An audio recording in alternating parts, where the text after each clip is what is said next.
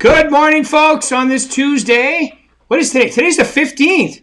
Wow, the 15th of June, and I am very fortunate to have from the desert, Miss Espe Valdez. Welcome to the show. Thank you. Good morning, everyone. Now, I have to ask you one question, Espe. What is today in California? Today is the mandate for no more mask or optional mask, I believe. Woo! Okay, ladies and gentlemen, the state of California is now open. All right. How do you like that? That was for you. I wanted to make sure everybody knew that they could come see you at the office or, list their property with you, do all that good stuff, right? Yeah. Well, we're still listing, but now we can list a little more comfortably. So That's right. All right. Sorry, I had to throw that out there. I know you're just back from vacation all rested, but tell them a little about yourself, how long you've been in the business, all that good stuff, SB, please. I've had my real estate license since October of 2009. So I've been in the business for quite some time, and I've been around to see a lot of changes. I've been with the company since 2017. I am a mom, and we also own an air conditioning business. So both my husband and I are self-employed and quite busy. If you're going to own an air conditioning place, that's the place to own it, right? In the Yes, desert. it is. Yes, definitely. And I noticed that you have some lovely art behind you, and those are actual pictures from right down the street, aren't they? Yes, these are actually Palm Springs palm trees and mountains. We had a friend of ours that's a photographer went around and shot some palm trees for us, the different palm trees here in the desert, with the contrast of the mountains to display around our home for artwork. So they're Palm Springs palm trees. They're from actual Palm Springs. So I pretty love it. I love it. I love it. Okay. All right. So tell us a little about, how you do your business and what's your primary source of doing business these days? So my primary source is my sphere. I've been in business for over 10 years, so I work my sphere very strong. My friends, my family, acquaintances. I don't do too much. I don't buy zip codes or do marketing on Zillow or any of that. What keeps me busy is my past clients, my friends, and my family. All right, great. And how do you keep in touch with them? How do you remind them that you're doing this wonderful job called real estate? Um, well, social media is a part of it. I have my Instagram that I try to stay pretty active on, but I also send them mailers. I'll send them mailers whenever I have a property that I just listed or a property that I've just sold. Mailers for the holidays, like for Christmas or Valentine's Day. I reach out to them via phone call to wish them a happy Mother's Day or happy Father's Day or 1 year anniversary in their new home. Um, Call them or send them a text message, to wish them a happy birthday. So I'm always keeping in touch one way or another, sending them emails, trying to just kind of stay on their mind. Yeah, it's great. Yeah, once you've been in the business for over 10 years and, from what Gina tells me, you do your customer service and your clients very, very well. So it's kind of, it makes the business, it's like take the business to a different level, doesn't it? Just by Yeah. keeping, remember how it was the first couple of years, a little different, wasn't it? Yes, definitely. In Definitely. fact, as a matter of fact, when you started, if you would take a short sale, they'd list with you, right? Yes, I started in a different time. It was a lot of work. But I think that just kind of gains appreciation for the business. Mm, And, um, you just have to take it for what it is and not complain. I mean, it is what it is, and you just got to put a smile on your face and do your best. right. Yeah, I was just speaking in one of our offices in Nevada, and I was telling them, if you're consistent with your proactive activities, the reason people sell changes, but the fact that people list and sell and buy every day never changes, does it? No, it doesn't. It doesn't. And everyone has a different, reason. And people ask, "Oh, is this a good time to buy or is it a good time to sell?" And the answer to that is it depends. Everyone's situation is different, so you have to sit down and analyze your client, And if they're a primary homeowner, and they don't have any other homes, is this a perfect time to sell? Maybe not, but for a second homeowner or for a vacation homeowner, then you know if they're ready to let go, then it's a perfect time to sell. So it just depends. Everybody's has a different reason. Everybody does have different reasons, don't they? Yes. So okay, so let's put it this way.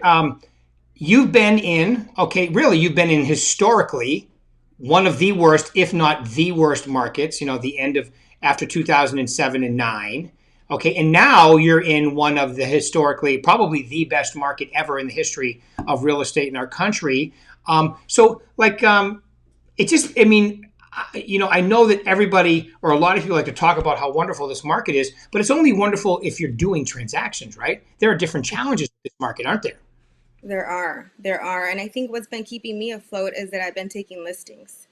Yeah. So, and I've had my buyers I have my buyers that I'm currently working with, and it's difficult. It's difficult to get them into a home when you have, I deal more with the local market. So when you have our local buyers that want to go out and purchase something, and you have people coming in from out of town or out of state that are waiving the appraisal contingency, that are coming in. 40, $50,000 over asking price, that are waiving, that are coming in with a difference in cash. They don't care if the property appraises or not. It kind of puts our local market out of the game. So you definitely have to think outside the box. You can't rely on what's on the MLS. You just can't do that. You have to take an extra step and and pick up the phone and make phone calls. I had a Mm. client that was interested in a 1 acre vacant lot, and the property was not listed. So I called my title rep. I got the owner's contact information. There's like four different numbers on the contact, so I called every single number. One of them, a couple of them didn't work. A couple of them did, but I left a message. There was an email. I sent a few emails, and the owner finally called me back. So I spoke to him and asked him if he was interested in selling. I had someone that was interested in purchasing. And from that phone call, I actually generated 3 listings. Wow. So he obviously, they can tell like who knows, who's been in the business long enough and who has the hustle, who's going to go out there and work for them. So he accepted an appointment with me. I sat down. I gave him my spiel. I had my listing presentation ready to go, and he gave me all 3 properties to list. So Wow. you, yeah, you have to think outside Well, the box. yeah, it's like you said, you have to be willing to be uncomfortable. You have to be willing to. I Yes. love what you said. You can't rely on MLS. That's such a great line.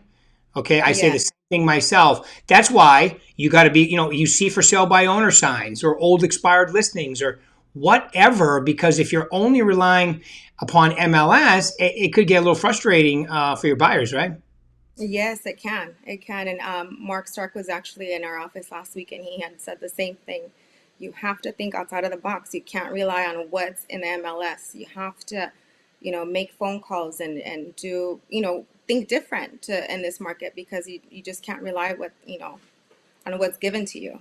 You have to go out there and you have to catch it yourself. So that's definitely something that I've been, and it is a little out of your comfort level, because we're not used to having to do that to get listings, or to, call someone out of the blue and be like, hey, you interested in selling your property? So, it's just stepping out of your comfort zone and trying different things to stay afloat. Yeah, it really is. I love what you said there. It's about stepping outside your comfort zone and trying different things because I'll give you an example. Both agents from, no, actually one agent from California, one agent from Arizona. I was driving in last week, and I do I do my first coaching call from my car, and her name's Jackie, and Jackie said to me, "Oh my God, talk me off the ledge. This market is terrible. I've had 3 buyers that I'm not used to having my offers not accepted. One buyer is saying, I'm going to just wait a while and rent." She goes, "What would you say if they said that to you?" I'd say, "Great, make sure you get a 3 to 5 year lease because this market's going to be around for a little while and rents are going up too." So, and then, Yes. obviously she's working with mostly buyers. And then the next call was one of our agents from Arizona, Marcy. And Marcy said to me, "Rick, it's the 8th week in a row where I've listed a property, whether I listed on Monday or Tuesday, doesn't matter. It goes on Thursday, showing Saturday and Sunday by noon. over asking, under contract. 8 weeks. Now listen, so you see two different perspectives on the market because, like you said, Espe, one's working with listings and one's working with buyers. So it depends on which side of the fence you're on today, right? Yes, it does. It does. And even a success story that I have with one of my buyers that I recently closed on.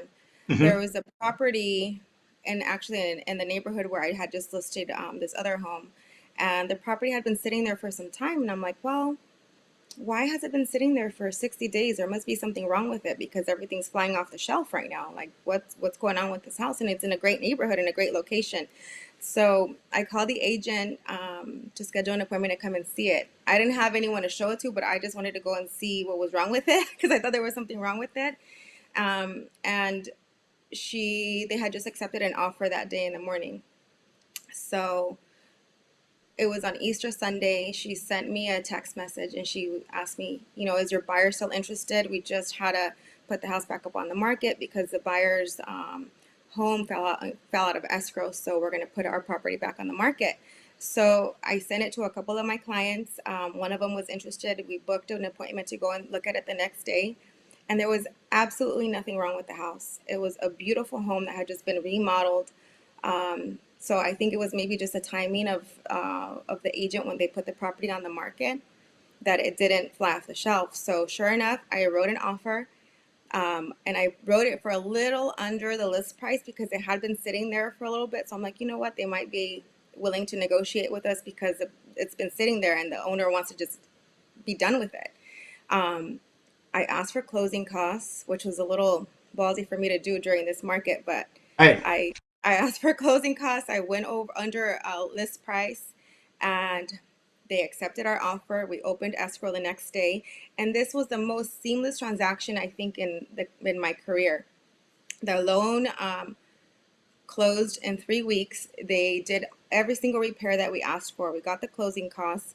They paid for our home warranty. I mean, it was like heaven.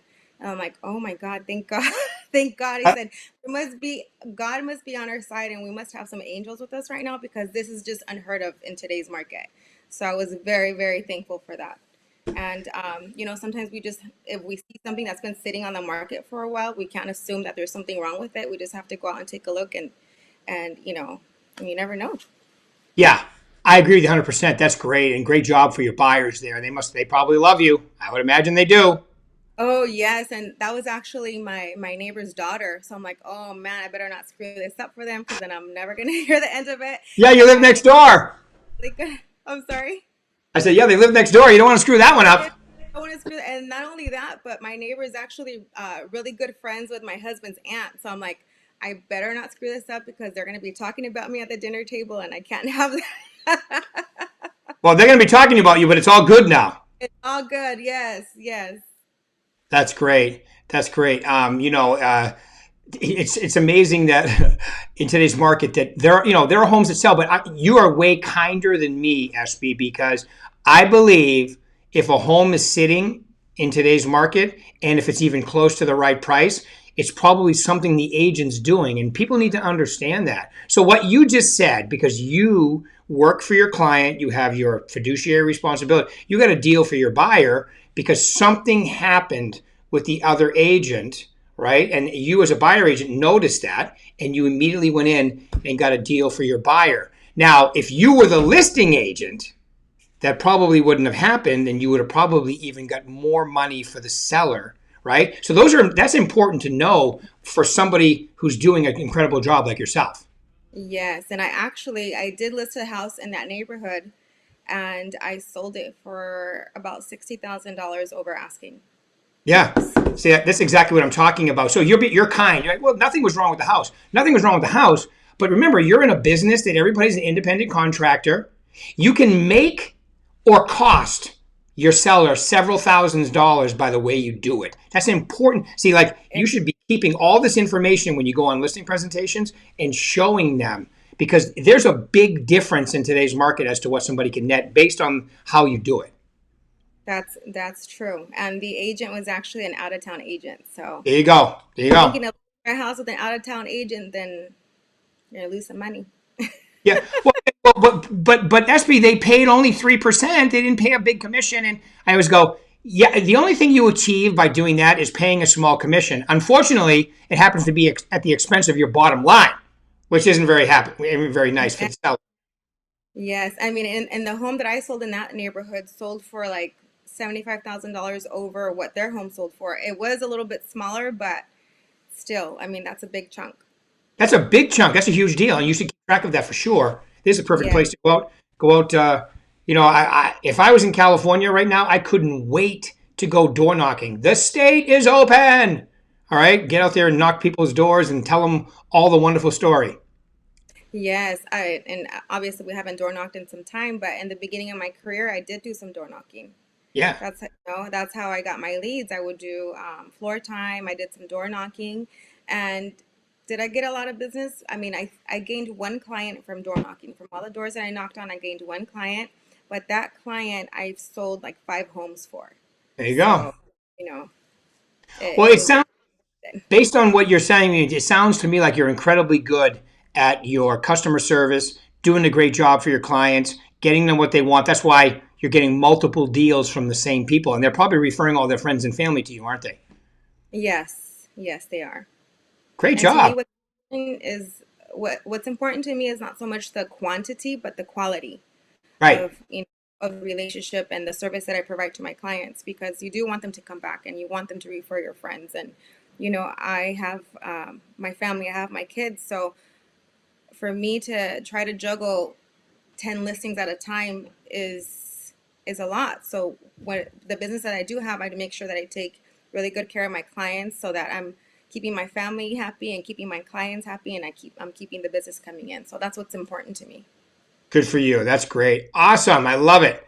All right. Good stuff. Okay, so let's do this now. Okay, so speaking of all the things that you used to do, let's pretend you're giving advice to a newer agent or an agent that wants to take their business to the next level. What would be the three most important things you tell them to focus on? I think for a new agent, I think, and just learning from all the work I did in the beginning, I would definitely join a team that's established, because you will get some leads from that team. Mhm. That's like the one the first advice, the number one advice is join a team. Definitely. I didn't do that. I wish that I did, but it's okay. Um, the second, I mean, I'm gonna share what helped me. So, Okay. floor time in my office was another big factor in my business when I started, because that helped me generate leads, and I was able to close clients and keep them as repeat clients as well. And I'm thinking just kind of stay in front of your sphere, like your friends and your family. And I think that when you're dealing with friends and family, that you have to make sure that they're comfortable with you, that they know that whatever it is that you guys discuss, that it's going to stay confidential, because when, like, I've been in the desert for pretty much all my life. Mhm. So I know a lot of people, and I just need to make sure that they know that whatever, how can I say this? Yeah, That I'm your not going to be discussing their personal business to someone that, someone that we went to school with, or that, works with them, or confidentiality. You're talking about exactly. yeah. Confidentiality, that's very, very important. And, that's something that I make sure that I let them know, like, hey, don't worry. I know that, we know the same people, but whatever happens is between you and I. Like, I don't go and spread your Tell business to anybody else. Exactly. So I think that's really, really important. Yeah. Yeah, I do the same thing with my coaching. I tell everybody you can tell me anything because nothing leaves here unless you tell me. And if I ask for permission to talk about them, I would do that now and then. And because you want to make sure that they understand that. And the other thing with family is I always ask them, do I have permission to treat you like my client, because you need to be my client in this transaction. Okay. Yes. Yes. And they remind you, remember that time in high school? Yes, I remember those times in high school, but that's not what we're talking about here. I'm talking about, right? You know what I mean? Yes. you Yes. have you have to let them know this is a business transaction. I'm going to treat you like a client, and we need to, and everything is confidential, as you said. Yes. Yep. Okay, cool. Okay, so we've got consider joining a team. Make sure you're getting a lot of leads. You want to make sure that your clients understand, that everything they say is confidential. You also want to make sure you're working your sphere, and you gave them several reasons how to do that and so forth. Okay. And, here's the other thing too is you mentioned about you've been in the desert pretty much your whole life. And you mentioned those out of town people coming in. I have this theory about where you are that it's going to get even crazier before it starts to level out because of where people are coming from. So, like in your market, where do you think a lot of the buyers are coming from? Where are like the people that you're working with or are buying your listings? Where are they coming from? Um, they're coming from the Los Angeles area, from San Right. Diego, Orange Yep. County, Washington, Chicago, New York, Oregon. Yep. San Everyone's able to Francisco, work from San Francisco. Yes, yes. even Minnesota, and Minnesota yeah, causing traffic in my inner streets over here yeah. on the freeway. There is. We've noticed that there's a lot. Even around this time, a lot of people we notice the traffic died down a little bit, but right now it's still people are out there. Yep. Well, if you're coming from one of those areas and you're checking out the area, the fact that it's 110 degrees isn't going to matter because you got to do what you got to do. And that's, you got to get used to it anyway, right? You got to get Yeah, used to it. exactly. But as long as you have a pool and a cold air conditioner, then you're good. As long as your air conditioner's blowing nice and icy, you're good. Right. As long as you have the right realtor and the right AC. Oh, and we know somebody who can help you with both of those. That's right. All right, Espe, I really want to say thank you very much. Any final words you want to leave these wonderful people? Um, just go out there and hustle, think outside of the box. Um, if anything doesn't scare you, then you're not working outside Trying of your enough. comfort zone. You got to work outside of your comfort zone and grow. Yeah. So go out there and hustle and get those listings. If you're not a little uncomfortable now and then, okay, you're not trying enough. It's like I was giving the example when you work out, do you sweat? Well, that's uncomfortable. Yeah, well, that means it's working, right? Same Yes. within real estate, you got to be a little uncomfortable pushing the envelope. I mean, if you want to do business, right? Because you're a solo entrepreneur, right? You're in business for yourself, not by yourself with our company, but you're definitely an independent contractor. And just be honest and be prepared. Be honest and be prepared. Be honest, be prepared, be integrous. I love it. SB, thank Yes. you very much for your time. I know you're just back from vacation, so go get caught up. All right, keep rocking it. Anything I can do to help, call anytime. Everybody will do this again next week. Thank you. Thanks, SB. Thank you. Bye bye now.